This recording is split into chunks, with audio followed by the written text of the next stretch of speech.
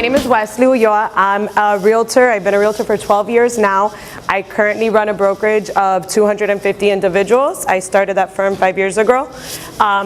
Right now I'm going to teach you a lot about farming. So while I don't practice this anymore, I used to practice this in my day-to-day business. I used to close 75 transaction sides a year by myself.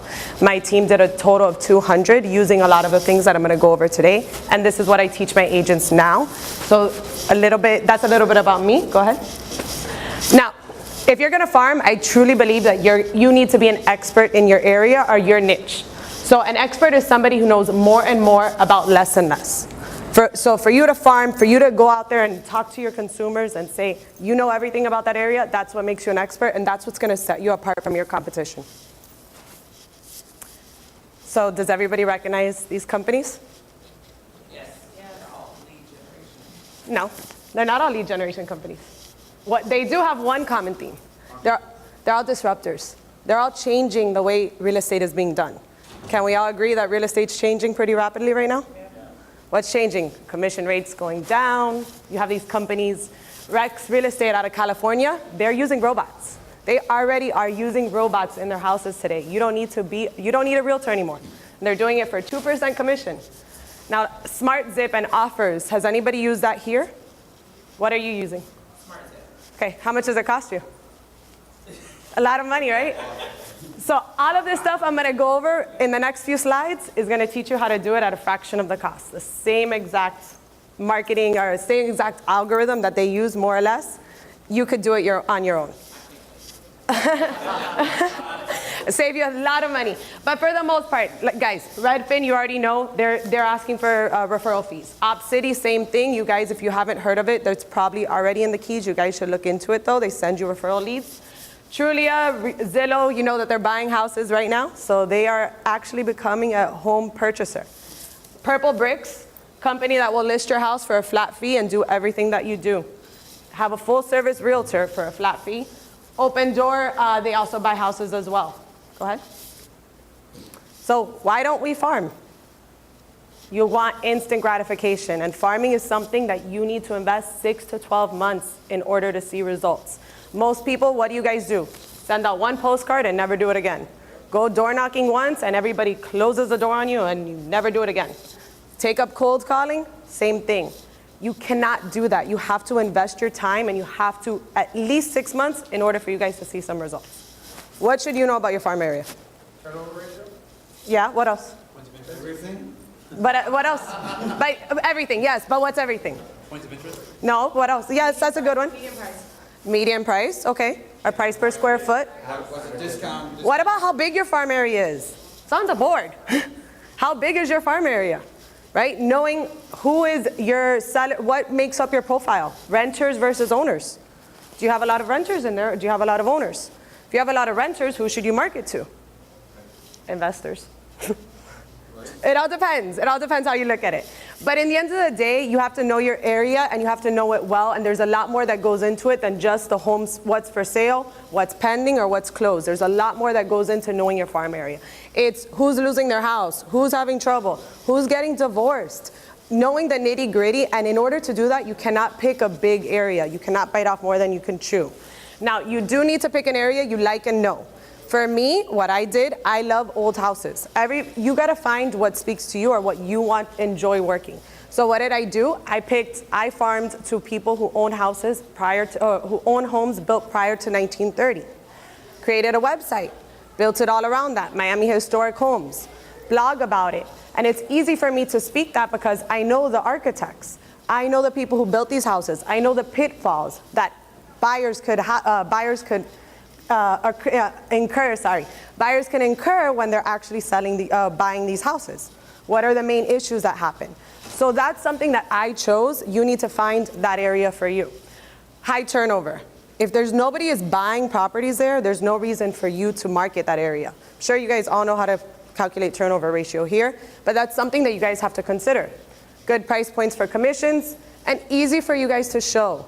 Okay, so if this is something that you guys have to take 2 hours to drive to, there's no reason for you guys to be farming that area, even if it meets the rest of the criteria. Why? You're gonna give your clients poor service if you can't get there. People want answers in 5 minutes. They want to see houses now. Now you have a robot who's going to do it for you. So this is all the data that you guys already have and you probably aren't using. All of this information is at your fingertips through your MLS or different service providers. What I want you guys to do is pick your area, and we're talking more in the geographic sense, but a farm area can be a type of buyer. It could be a type of seller. You could target probates, for example. You could target countries of origin if you're from a specific country. Is anybody here from another country? No, where are you from? Cuba. Okay, well that's one of the countries that is the most difficult to search data on because they don't give it. Anybody here from Colombia, for example? Spain, perfect example. You could get the data of everybody in the Florida Keys or in Miami-Dade County that owns a property in Spain, and you could target them by using mailers or email campaigns as well, which I'm going to teach you how to get email addresses. So, thank you.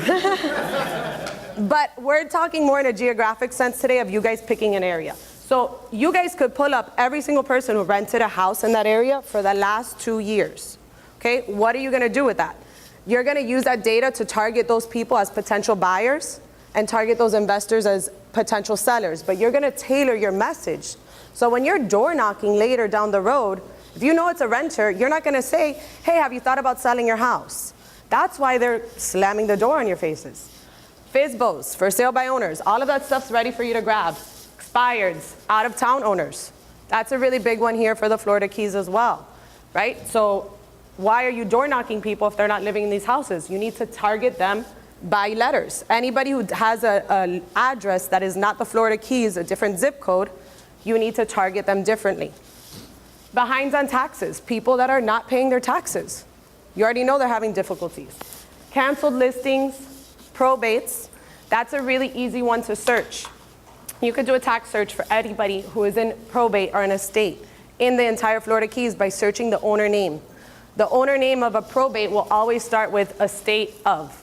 So you just need to search that and you could pull all that data. Foreclosures, length of ownership, and abandoned homes. Drive these areas. Get to know your neighborhoods. That's how you become an expert.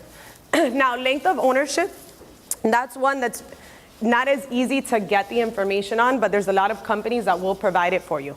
That's really important for you guys to know this area, what your length of ownership is, your average length that this person stays in that house.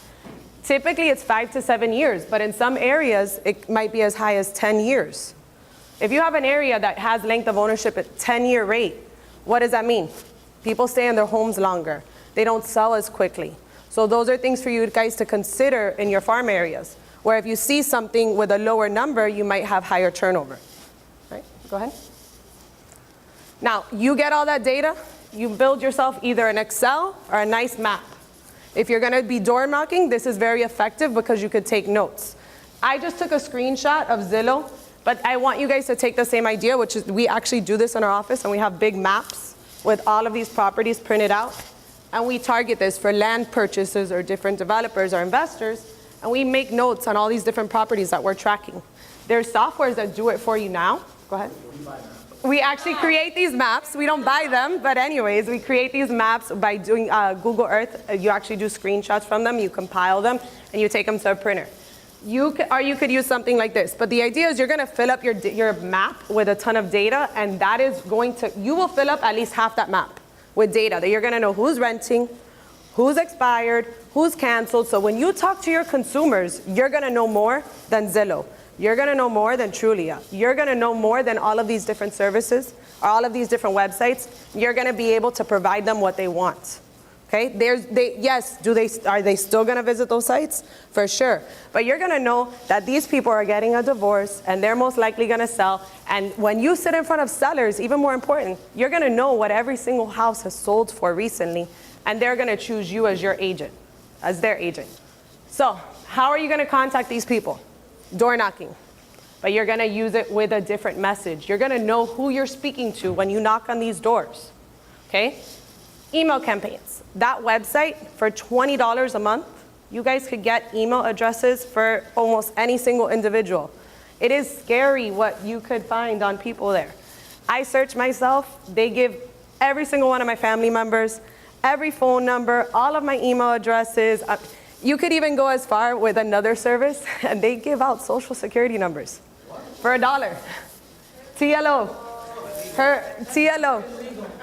So if you pick an area, guys, think about this. If you pick an area of 500 houses and you invest $500, I mean, I'm not saying get their social security numbers, but if you could have email addresses for 500 people, there's no need to send direct mail pieces anymore, and that saves you a lot of time and money and efforts.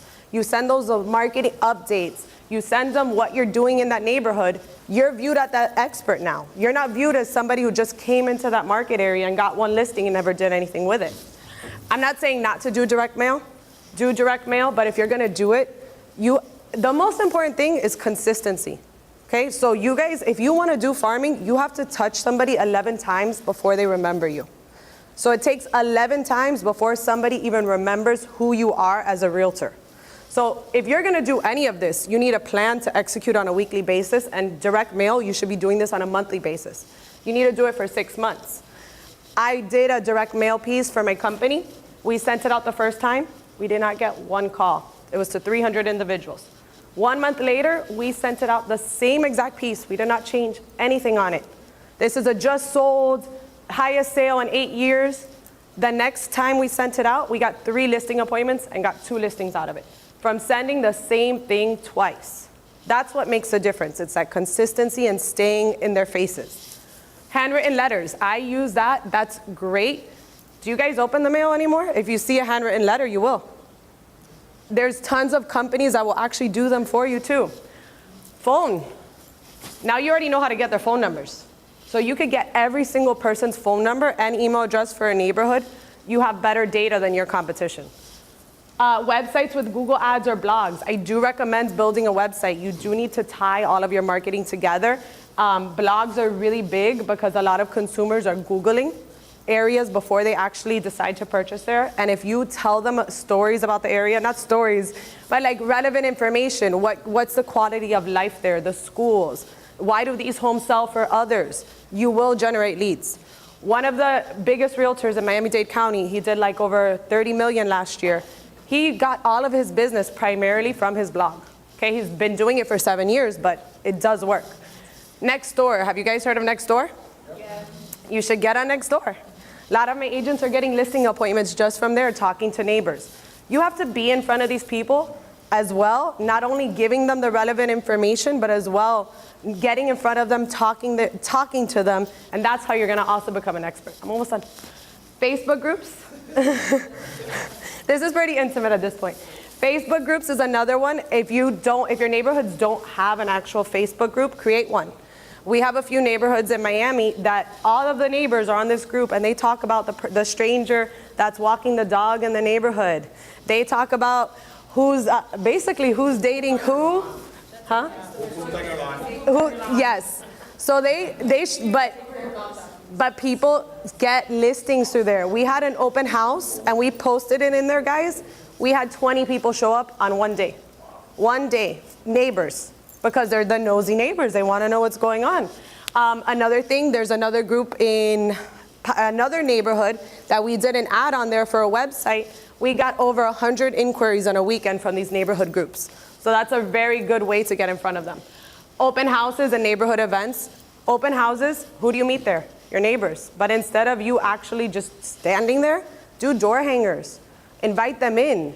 Go knock on their doors. If it's an expired listing, go knock on their door and bring them over. Showcase what you have, and that's how you show you're an expert.